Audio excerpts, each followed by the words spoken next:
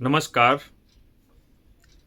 आगे बढ़ने से पहले हम आपसे एक प्रश्न पूछना चाहेंगे कि आपकी गली में या आपके मोहल्ले में अचानक कोई ऐसा बालक आ जाए जो सभी बालकों को, जितने भी गली के या मोहल्ले के बालक हैं, उन सभी को परेशान करे और खूब परेशान करे, तो आप क्या करेंगे? इस प्रश्न का उत्तर कमेंट बॉक्स में ज़रूर लिखना। अब हम आज की कथा पर आते हैं। आज हम इस कथा में बताएंगे कि किस प्रकार वे क्या-क्या घटनाएं घटीं कि दुर्योधन सभी पांडवों से जलने लगा या शत्रुता रखने लगा, और विशेषकर भीम से। भीम को पहली बार कब, किसने और कैसे मारने की चेष्टा की? भीम को 10,000 हाथियों का बल कैसे आया? इन सारी बातों की आज हम चर्चा करेंगे, कथा सुनाएंगे। ये महाभारत के आदि पर्व के संभव पर्व के अंतर्गत कथा है जो हम अभी सुना रहे हैं। तो राजा पांडु की मृत्यु हो गई। कुंती और पांडव हस्तिनापुर आ गए और वहां पर रहने लगे। जब वहां पर रहने लगे तो सभी कौरव और सभी पांडव आपस में खेला करते थे। उसमें सभी तरुण अवस्था में थे।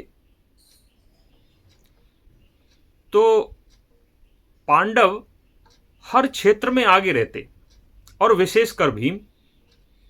अगर उनमें दौड़ने की बात आती तो भीम सबसे आगे निकल जाते।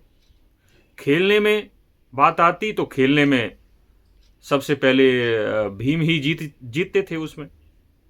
यहां तक तो कोई बात भी नहीं थी, लेकिन भीम, हालांकि उनके मन में कोई दोष नहीं था, लेकिन भीम के अंदर उदंडता बहुत ज्यादा थी। वे क्या करते कि धृतराष्ट्र के जो बच्चे थे, यानी कि कौरवों को पकड़ लिया और पकड़ के छुप गए। अब वे चिल्ला रहे हैं लेकिन वो छोड़ ही नहीं रहे, बड़ी मुश्किल से छोड़ते थे। कई बार दो कौरवों को पकड़ लिया, उनके बाल पकड़ लिए और बाल पकड़ के उनका सर हिला दिया, और फिर अचानक दोनों का सर एक दूसरे से कस के मार दिया और वे रोने लगते थे। कई बार उनकी टांगें पकड़कर बहुत दूर तक घसीटते रहते थे जमीन पर, जिससे उनका सर, कंधे और पीठ सब छिल जाता था, घाव हो जाते थे। कई बार जो पेड़ों पर फल तोड़ने के लिए कौरव चढ़ते थे तो अचानक भीम आकर उन पेड़ों को हिला देते थे, और इतनी बुरी तरह से हिलाते थे कि जैसे पेड़ टपकता है ना, पेड़ से फल नीचे टपकता है, ऐसे ही कौरव भी फलों के साथ ही टपक जाते थे नीचे और उनकी लग जाती थी। तो इस तरह की उदंडताएं भीम करते थे। कई बार जल में स्नान करने जा रहे हैं तो अपनी बाजुओं से भीम 10-10 कौरवों को पकड़कर और पानी में ही डुबो देते थे, और तब छोड़ते थे जब उनको गोता लगने लगते थे या अधमरे हो जाते थे, तब उनको छोड़ते थे। खाने पीने में भी सबसे आगे, यानी कि देखा जाए तो कौरवों का जीना हराम कर दिया था। किसने? भीम ने।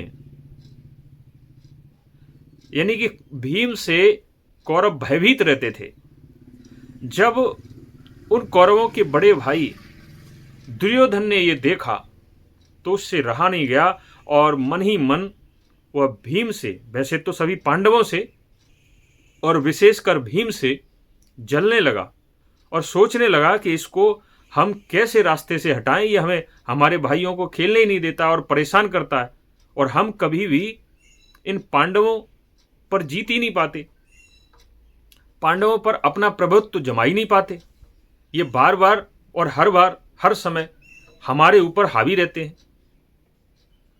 तो उस दुर्योधन ने एक प्लान, एक योजना बनाई, और वो योजना ये थी कि गंगा नदी के तट के किनारे पर बड़े सुंदर सुंदर तंबू लगवाए गए और विशेष प्रकार के व्यंजनों को बनाने के लिए बहुत ही अच्छे रसोइये बुलाए गए।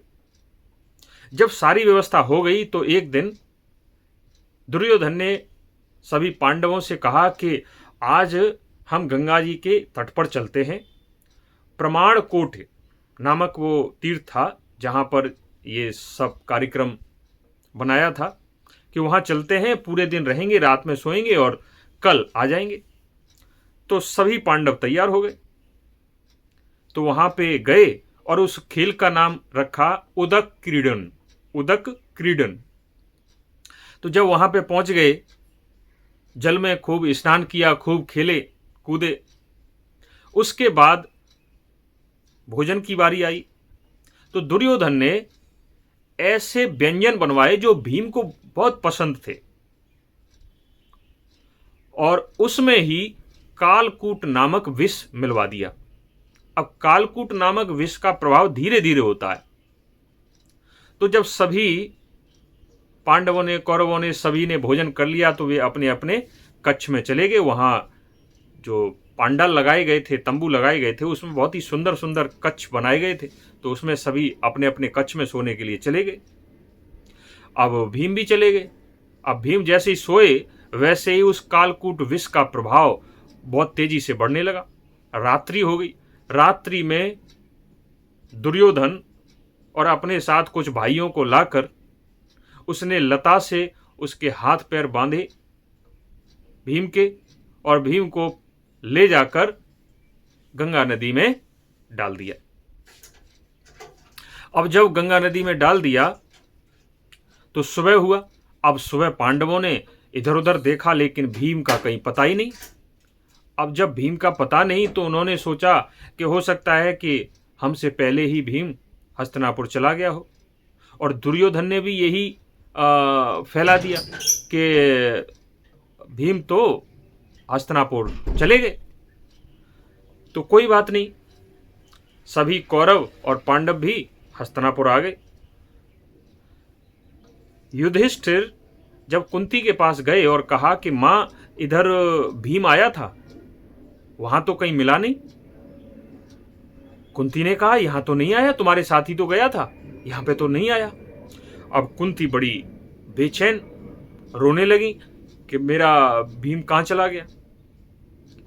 उन्होंने शीघ्र ही विदुर जी को बुलाया और कहा कि जरूर कोई न कोई ये दुर्योधन की चाल है, यही मेरे बच्चों से जलता था और विशेषकर भीम से इसने ही कुछ करवा दिया। विदुर जी ने कहा कि ये बात किसी से मत बोलना, क्योंकि वो बहुत ही खतरनाक है। अगर तुम उसका नाम लगाओगी तो ये जो तुम्हारे चार हैं इनको भी मारने की कोशिश करेगा, इसलिए शांत रहो। और वैसे भी आपको व्यास जी ने आशीर्वाद दिया और उन्होंने बताया भी है कि तुम्हारे ये पांचों पुत्र दीर्घजीवी हैं। तो हम चुपचाप उसको खोजते हैं और खोज कर उसको लेके आएंगे, लेकिन इस बात को कहना मत, ठीक है। दूसरी तरफ जो भीम थे वे नागलोक पहुंच गए। अभी भी बेहोश थे। उनके शरीर के नीचे नागों के बच्चे आ गए और वे भीम को डसने लगे तो जो उनका कालकूट विष का प्रभाव था भीम के ऊपर वो दूर हो गया। जैसे ही दूर हुआ तो भीम ने उन नाग के बच्चों को पकड़ पकड़ कर और जमीन में दे मारा और वे नाग के बच्चे डर के मारे सब भाग गए। राजा वासुक के पास पहुंचे, नागराज वासुक के पास। वासुक से बोले कि कोई मनुष्य बहुत ही विशाल शरीर है उसका आया हुआ है और हमें पटक पटक के मार रहा है।